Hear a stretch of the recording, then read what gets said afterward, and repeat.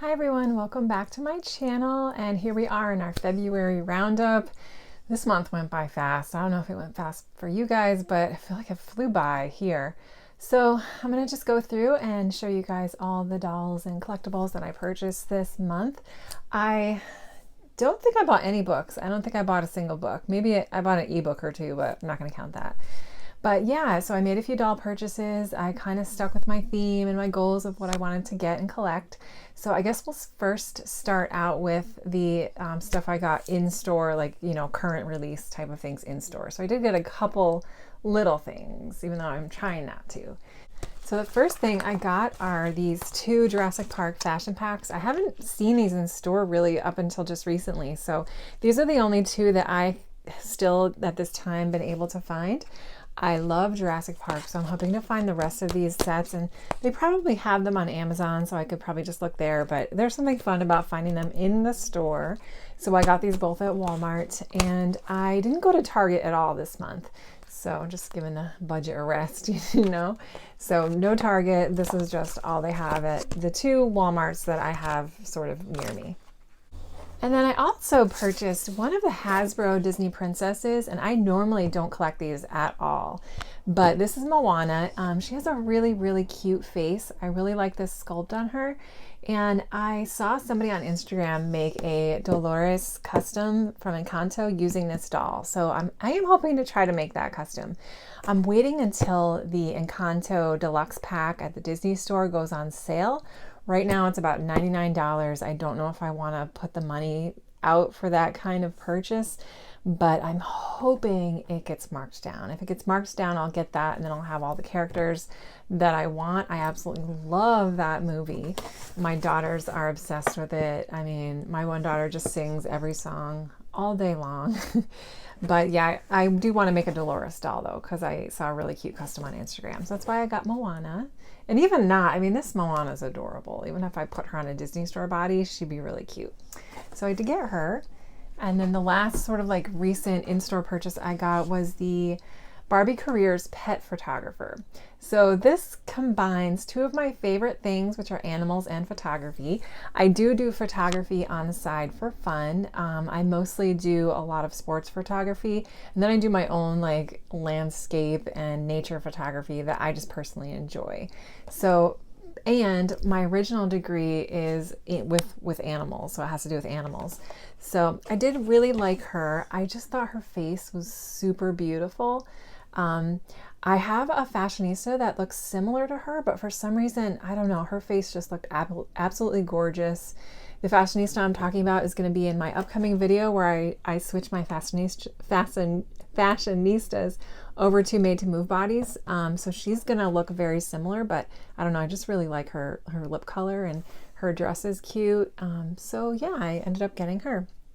And like I said, I don't usually collect these, but I think the only one I have from this line is the one with the purple hair, the like pop singer that came out a while ago. And then lastly, I had to get two more Rainbow High dolls. These, I didn't want to get both of these in the same month just for budget reasons, but my brother helped me out. He was on the lookout for them. So I finally found some of the Slumber Party ones. This is Robin. And my brother helped me out. He found her at Walmart for me, and since then I've seen her a lot, so she seems to be pretty easy to find now. So this is Robin, and she's really beautiful. I'm so glad to have her in my collection. And then he also found Marissa. So this is the gold themed one, and she's really beautiful. And originally she was the most difficult one to find, but she's been popping up more on Walmart online, so I think she's finally coming in stock. So it's just the pink one I'm having trouble with. I actually saw her online at walmart.com and I ordered her, but it keeps saying it's delayed, so I don't know if she truly was in stock. I don't know if I'll ever get her. I'm going to wait a little bit longer, and if not, I'll probably just cancel my order, and I'm hoping she'll eventually show up. I really hope she does, because she is my favorite out of the three, and she's the hardest to find. So, but I did find two of them. I'm really happy with that. I have been seeing the Pacific Coast ones come out in Walmart. I've seen a couple of them, the blue-haired one and the rainbow-haired one. I forget their names, but I'm just holding off on them.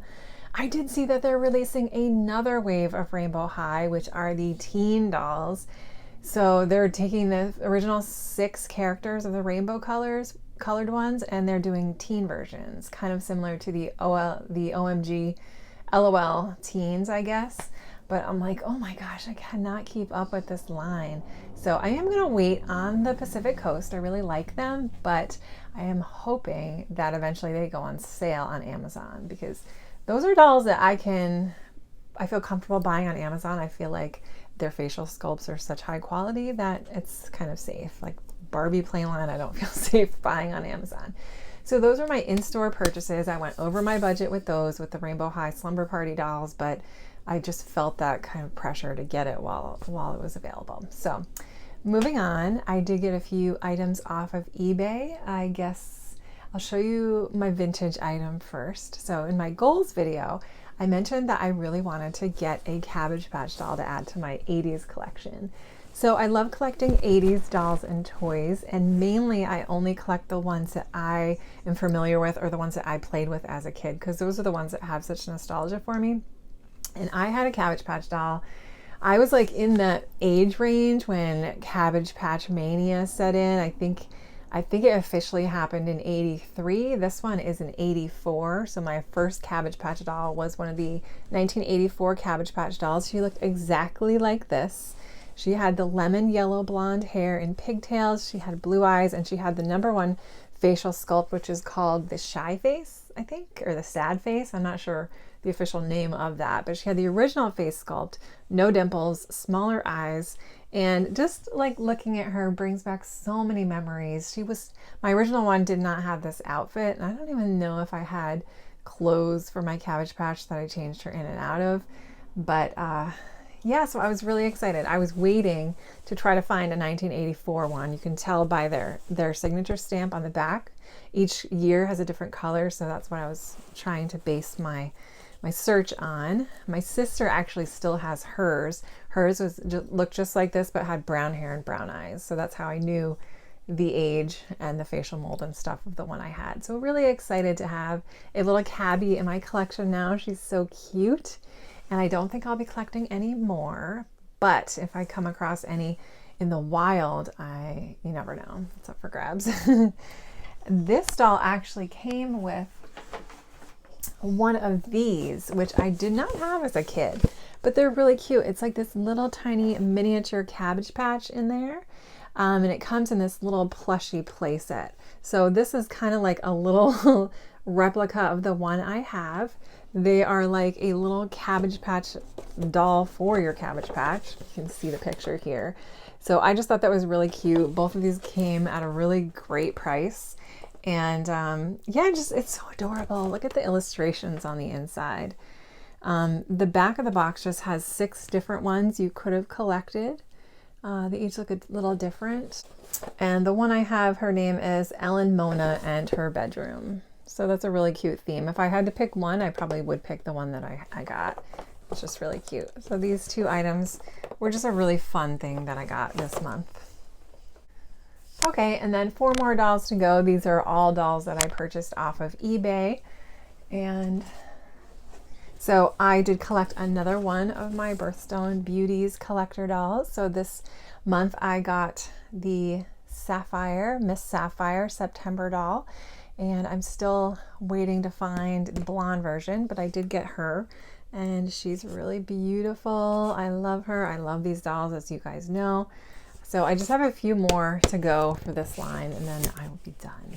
These are tough. These can be anywhere from $50 to $100. So I really try to budget with them and, try not to overpay. And then because St. Patrick's Day is coming up and I love to collect the Dolls of the World, I ended up getting the Dolls of the World Festivals of the World Irish Dance Barbie. So she's really pretty. She came out like in, let me see. So she came out in like 2006 is when her box date was. So she probably wasn't released until 2007 or so. But she's really cute. She's dressed up in an Irish dance outfit. There was another one that came in this collection with her, the Cinco de Mayo Barbie, which I do not have, but she's right here. So really happy. This is my first Irish doll of the world. And I got 2 more. So the second Irish doll of the world is the Princess of Ireland Barbie, and she was released in 2001. She has a beautiful Bob Mackie face mold, long reddish hair, very Celtic, very old world looking, and she came out with the Princess of China and the Princess of the Nile. So I do have the Princess of China already. I don't have the Princess of the Nile though, right here, but just beautiful. I'll be doing a review of all 3 of these probably together in one video as we get closer to St. Patrick's Day, just for fun. So that was the second one. I think they look pretty different. And then the third and last doll I got in this month was the Barbie Doll of the World Ireland. Yeah, I think she's just called Ireland. So she's probably, I think, the most recent one that came out. Yeah, she was released in 2011. So she's the most updated. I did buy her used. She was already opened. Her hair's been thrown up in a ponytail, but she has all her accessories. She's just missing her stand. So I was proud of myself for getting a used one that I can clean up and display. I'll just give her a generic stand, but yeah, she's really cute as well. I'm very happy to have added a couple Irish dolls to my collection. So that is it for my dolls purchase this month. Now, as I have been doing, I'm going to just go through some of my monthly favorites. If you are interested, I'm going to go through some books and some TV shows and some movies. So I did not buy any books this month. I was really good. I'm really trying to utilize my library and the books that I already have in my house that I've been wanting to read. So I guess I'll just share with you first the books that I completed this month, and then I will go through the books that I'm currently reading. Okay, so the first book that I read and finished this month was called Gilead by Marilynne Robinson. This is the first book I've ever read by her, and this book was it won a Pulitzer Prize, so it's a pretty important book in terms of the literary world. It won a lot of awards and is pretty remarkable, 5-star type of thing. So this book was totally different from what I thought. First of all, it's written in a style that is sort of like letters being written to the main character's son.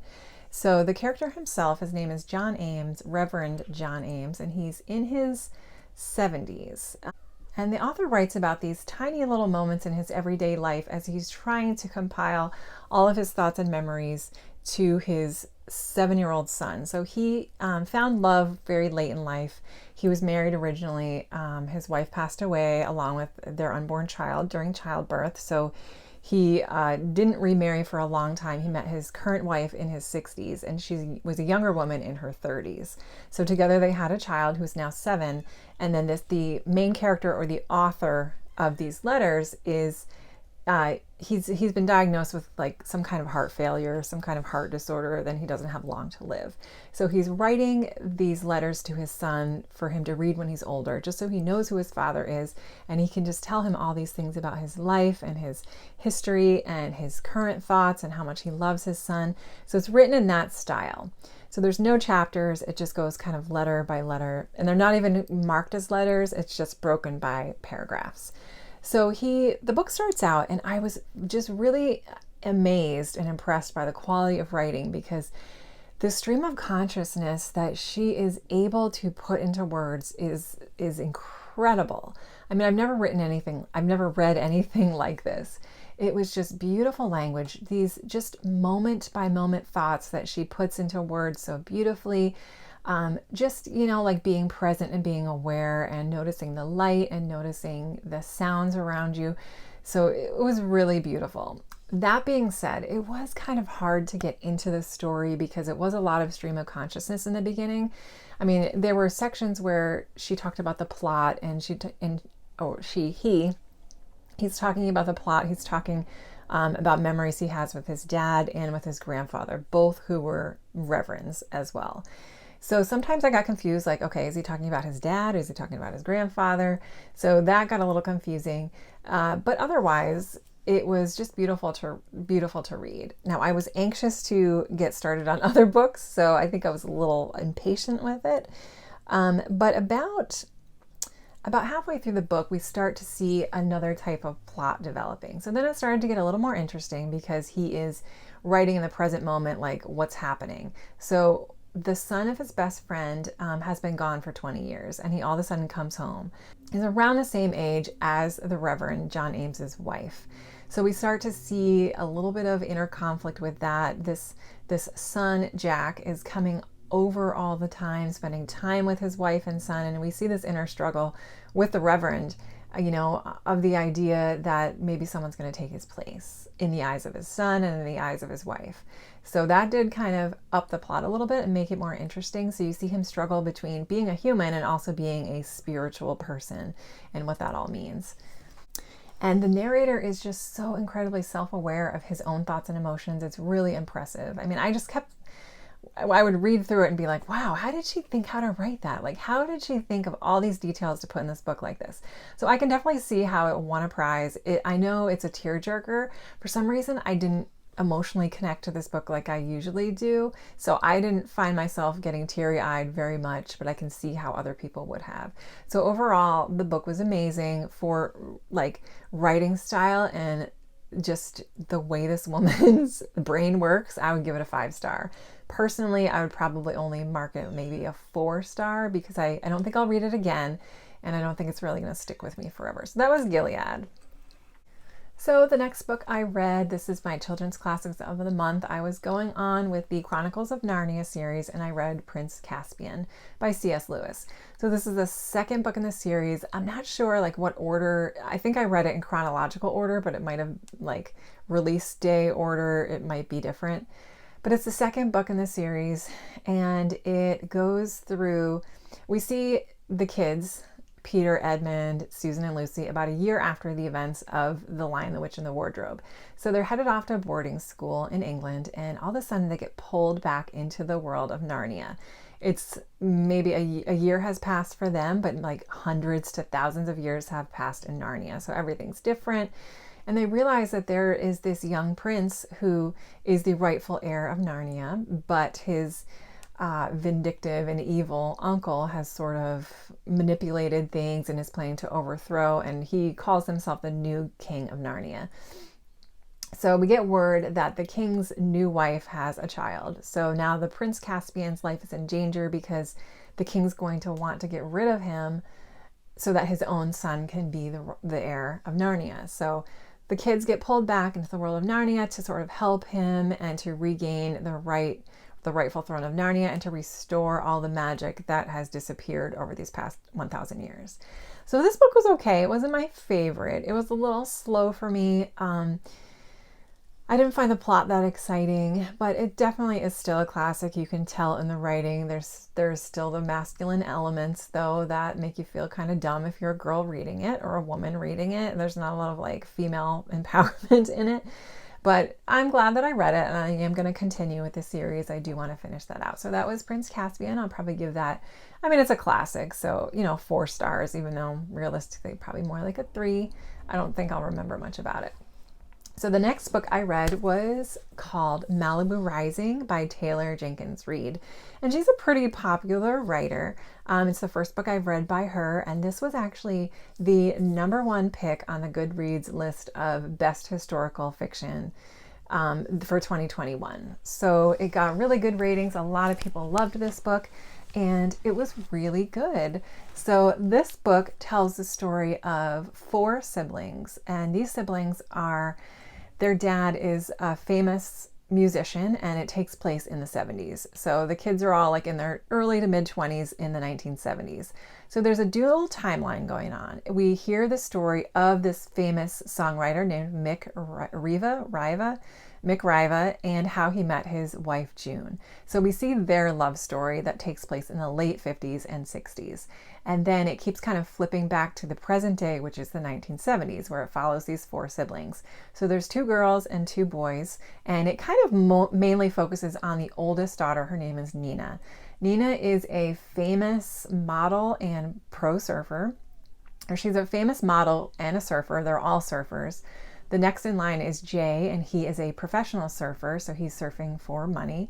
And then we have his half brother, who is a professional photographer who works closely with Jay and does all of his photography. And then we have Kit, the youngest, who is just kind of tagging along. She doesn't really have her own sense of identity yet. So every year, these kids throw a huge party at Nina's house. It's called the Riva, her mansion. She has recently broken up with her tennis pro celebrity husband who left her. It was very public, very traumatizing. He left her for another woman. But she's going through the motions and she's like, all right, well, I'll still have this party.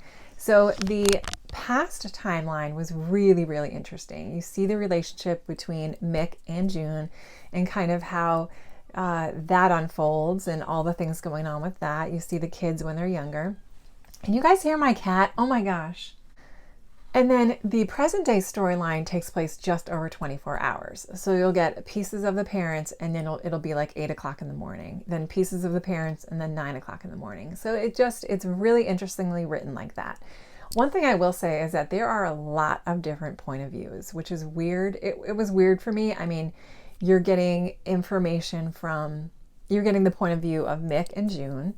You're getting the point of view of all 4 kids and these other people. As you get closer to the party, you start getting points of views of the people at the party. So it was a lot. But that being said, I found that to be really interesting, and I think it contributed a lot to the story. And I think the thing I liked the best about this book was the relationships and the love between the 4 siblings. We all know and love the romance books and people coming together in love, but there's not a ton of books that focus on sibling love. I have 3 other siblings that I'm very close with. I have a sister and 2 brothers, and we are best friends. We talk every day. So I really enjoyed that part of it and that type of love. And I do think that soulmates come in different forms. So for me, my soulmates are my siblings as well. I just feel such a bond with them. So I really enjoyed the book for that aspect of it. So I really liked it. I would say I probably give it 4 stars, and I'm excited to keep going with this author. I think she's got a couple really good books out there that I want to read. Okay, so now we get into the steamy, smutty books that I enjoyed this month. So I read my first fiction romance as an audiobook this year. And I'm really glad I did. I kind of held off from reading fiction via audio for a while because I didn't think I'd be able to pay attention well enough. Traditionally, I only read nonfiction as audio. But my library app that I use only had this particular series in audio, and I wanted to try to read them, and I didn't want to pay for them. So the first book was called, it's the Billionaire Boys Club series by author Jessica Clare. She has a couple different pen names that she uses. She uses another famous one that's her is Ruby Dixon. I don't know if you guys have heard of her in the Ice Planet Barbarian series and those type of books. But it was my first book by her and I loved it. So the first book I read in the series was called Stranded with a Billionaire. Hold on a sec. What is wrong? You are meowing like crazy. So Stranded with a Billionaire talks about 2 people who kind of fall in love because of an isolated, we're stranded together type of story, which was really fun. The main character, her name is Bronte. She is a young, 23-year-old waitress from the Midwest. She's really laid back, kind of girl next door, just cute, smart. She has a philosophy degree, but she's working as a waitress, and she wins a trip to visit this island resort through her local radio. So she brings her friend with her, Sharon, who's kind of a crappy friend, but they both go and they stay at this resort. So the other part of it is this guy named Logan, who is a self-made billionaire, and he's in this club with his 5 other friends who are also billionaires. I mean, how many billionaires are there? But anyway, so he gets kind of this tip to check out this resort as a potential real estate investment. So he travels down there to check out the resort. She's there on vacation, and all of a sudden they get this warning that there's a hurricane about to happen. So they want to evacuate the resort, and Sharon, the friend, cannot find her passport. So they're getting ready to get on the bus. Sharon's flipping out. She can't find her passport anywhere. She's afraid. So she asks if Bronte can go up and look in the room while she checks in a different area. So Bronte goes up to go to the room. She looks around because she can't find it. So she goes on her way back down, and she gets in an elevator with this guy, Logan. and they're both traveling down, and all of a sudden they lose power and they get stuck in the elevator. It's pitch dark. No one can hear them. An hour or two, maybe like 3 hours goes by, and they're still in this elevator together, like sweating, panicking. So finally, they figure out a way to kind of like pry the doors open, and they're able to get out. But everyone's gone, so they're stuck there in the middle of a hurricane. So meanwhile, Bronte assumes that this guy is the manager of the hotel, and he doesn't really correct her. He doesn't want to say like, oh, I'm going to be buying the island, basically. So it just kind of tells a story of how they fall in love. There's a lot of steaminess and spiciness in this book. So if you like that, I mean, it's like 50 Shades of Grey. Not quite as bad, no S&M, but it's pretty high up there in terms of like descriptive, saucy little scenes. So that was really fun. The story was a little hollow, in my opinion. I wasn't totally in love with the characters. They got better towards the second half of the book, where we start to see Logan's personality a little bit more. But, he's a little alpha, a little cocky, a little bit possessive, which I didn't really care for. But Bronte was pretty sweet. She was pretty laid back and down to earth, so I did like her character. So I thought it was just fun. It was like a good palate cleanser, just something to have fun with. And the girl reading the audio, I mean, that was not her first rodeo. She did a great job. I didn't like when she was doing the male voices, it was kind of like, but I think for what it was, she did a really good job, and it was just a fun reading experience. So I also read the second book in that series, which was called Beauty and the Billionaire, which focuses on two different characters. So it focuses on a different one of the billionaire boys, and it focuses on Bronte's friend Gretchen. Now this book I loved. Like, I am going to say I'll give it 5 stars because the story itself was so much fun. It was basically a Beauty and the Beast retelling. And the main character, Hunter, he had gotten into a terrible accident when he was a child. So one half of his whole face was really scarred and disfigured. And like half of his whole like side of his body had scars all over it. He lost a finger on one hand. So it was a very like gruff, like withdrawn, vulnerable guy. And she was like a really strong, just like wonderfully like humorous, like just a really good female character. So the characters together with that, like the characters together were so good. I just really liked their chemistry. She writes chemistry really well. The sexy scenes in this book were even more than the other one. But it was such a good story. I really, really enjoyed it. I highly recommend that one. But you can kind of read them as standalones, but I think that you'll appreciate the second one more if you read the first one first. So I am going to continue with that series. I think there's 6 books in all, but I really loved that one. That was a good one. That kind of sealed the deal for me on that author, that I definitely want to read more from her. All right, so those were the books that I read and finished this month. There was only 5. 2 were audio. And then I'm currently in the middle of listening to 2 more audiobooks. I'm listening to Daisy Jones and the Six, which is also by Taylor Jenkins Reid. And that's amazing. I thought I would have it done by the end of the month, but I just couldn't get to it. And then I'm also reading the 3rd book in that Billionaire Boys series called The Wrong Billionaire's Bed. So those we'll have to look forward to next month. And then I'm currently doing an ongoing read of these books. And then these are the books that I'm just reading through the year that are going to take me still a while longer. I'm still reading Clarissa, of course. I didn't read that at all this month, unfortunately. So I already kind of crapped out on my read 100 pages of that per month, but I'll catch up on that. I just had some library stuff I needed to go through.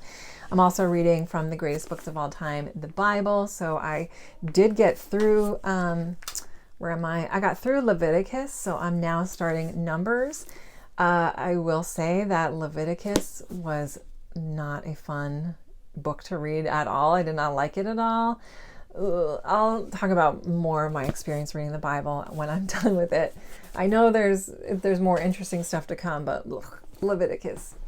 I'm also reading this book called Herbal Rituals, and this one I'm reading it's broken down into chapters. So I've already read December through February, so starting in a few days, I'll pick up and go with March, and I'm just reading each month as they happen. So this is an ongoing book that I should be done with at the end of the year. I love this book.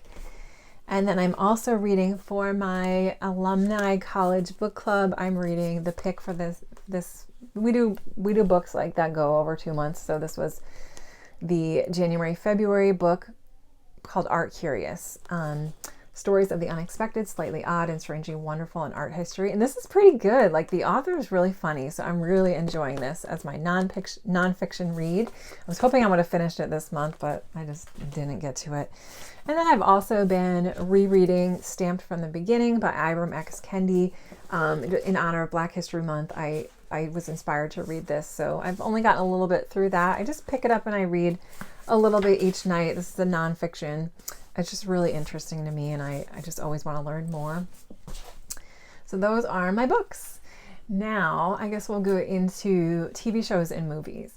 So movies, I didn't watch too many. I only watched 2 movies this month. A lot of my viewing time went to the Olympics. I love the Olympics, so I was really into it. I watched it every night that I was home. I watched like the prime time recaps of everything until I went to bed. So that took up like, a good 2 weeks worth of viewing time for me. I love the Olympics, especially like the alpine skiing and the snowboarding and the figure skating. Every single sport I loved. So truly loved watching the Olympics this year. The Winter Games are my favorite. And I'm sad that it's over. So the only movies I watched this month were The Phantom Menace, the first movie in the Star Wars canon or oeuvre. And I wanted to do a rewatch of Star Wars, so started at the beginning, watched The Phantom Menace. It's not that bad. I know. Die-hard Star Wars fans will tell you to just pretend that movie never existed, but I don't know. I didn't mind it. I'm such a dorky Star Wars fan. It doesn't bother me. So I watched that one. I got to watch the next one next. And then I also watched the Chronicles of Narnia Lion, Witch, and Wardrobe movie with my daughter because we had just read the book last month. So that was great. Those 2 movies were fun. And then the TV shows I watched, I'm still doing a bunch ongoing. I'm not going to talk a ton about them, but I'm still watching Dawson's Creek. I'm still watching Virgin River. I'll talk more about them once I finish this series.